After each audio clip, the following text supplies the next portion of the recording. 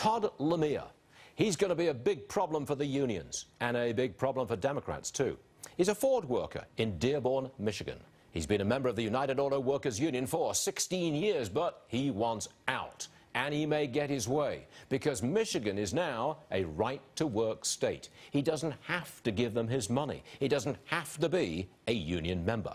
First, he wants a refund of the money the UAW spent on political campaigns. Then, he wants out of the union altogether. Just think about that for a minute. Michigan, Detroit, home of America's auto industry, huge union state, but union members may be fleeing for the hills. That means fewer dues-paying members. And probably less money going to Democrats, too. The unions have invested heavily in campaigns for the House, the Senate, the White House. Maybe that money's going to dry up. This is not going to happen overnight, of course, but long-term, we may be seeing the next leg down for the union movement and the politicians it supports.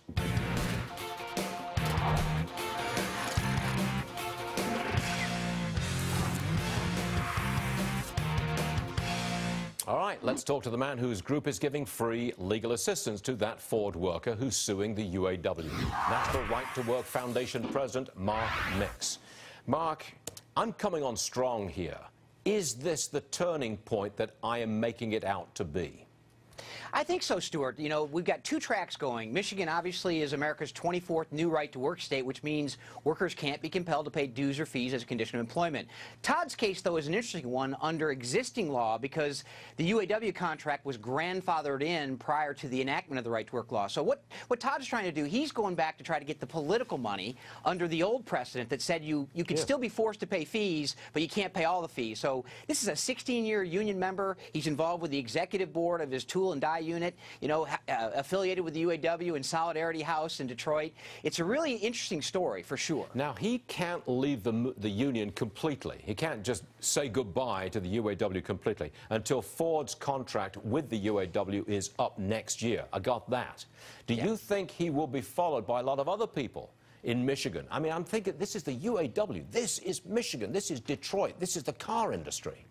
Yeah, it's a big deal, Stuart. Now, look, it maybe workers will follow him, but the interesting part about it, Stuart, is they have the choice to follow him if they want to. They can look at what the UAW is doing with their dues money, spending it on politics, spending it for causes they disagree with, and they can decide to say, we don't want to support that anymore. And now, under the right-to-work law, they can withdraw all their money, and UAW members under the Ford and GM contract in 2015 will have the same privilege. Why are you so anti-union?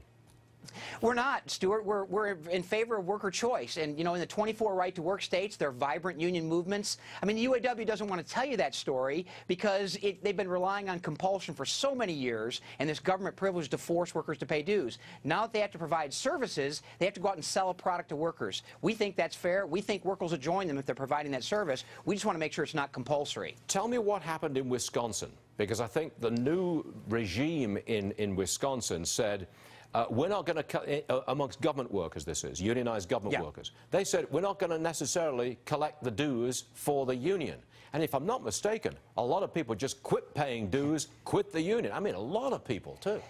Yeah, that's right, Stuart. Under Act 10 that was passed through the legislature, very contentious legislative battle, you know, Supreme Court battle, recall battles out there. At the end of the day, government employees, except for police and firefighters, have right-to-work protections in Wisconsin. And we understand that in some units, 80% of the workers decided not to support the union once they were given the choice. And, you know, that's what it's all about. Union officials can serve their workers, and if they're providing a service workers want, they'll pay them. They'll join voluntarily. But to have compulsion is really is what's wrong with labor policy, both in the private sector and in the public sector. Does the pace of change if the Republicans sweep the Senate in November?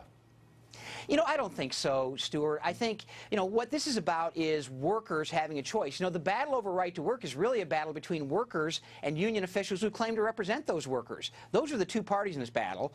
You know, the Republicans, you know, we've been disappointed by the Republicans, to say the least. You know, in the polarization on these issues relating to compulsory unionism, Democrats are fairly reliable for the unions. Republicans are somewhat reliable for the unions. So I'm not sure, you know, but what really is happening is workers will have a choice, and that's really the important thing. Unions did, however, push for higher wages and won higher wages in various industries. Take away the union and wages stagnate or go down. No, I don't think that's true. In fact, when you look at actual wages adjusted for cost of living, when you actually compare apples to apples, workers in right-to-work states have a higher disposable income than workers in forced union states. The unions even recognize that now. Their research shows that. All right, Mark, we hear you. Thanks very much for joining us. Mark Mix. Appreciate it. Thanks, Stuart.